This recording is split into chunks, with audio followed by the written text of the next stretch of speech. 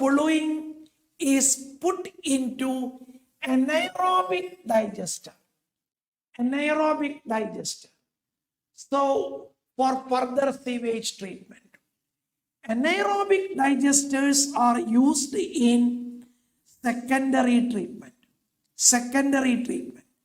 As I mentioned earlier, in connection with a question, sewage treatment consists of two phases.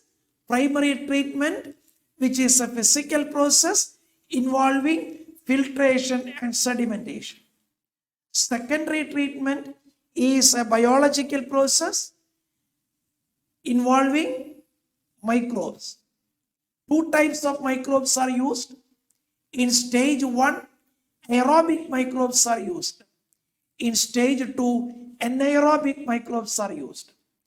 When we use aerobic microbes in the sewage after primary treatment, the sewage is subjected to secondary treatment. First phase of secondary treatment is aerobic process, in which aerobic microbes are used. When we use aerobic microbes, the bacteria, the fungal filaments, they form into a mesh-like structure. And that mesh-like structure is called activated sludge. This activated sludge is subjected to anaerobic digester. Anaerobic digester, what is done? Anaerobic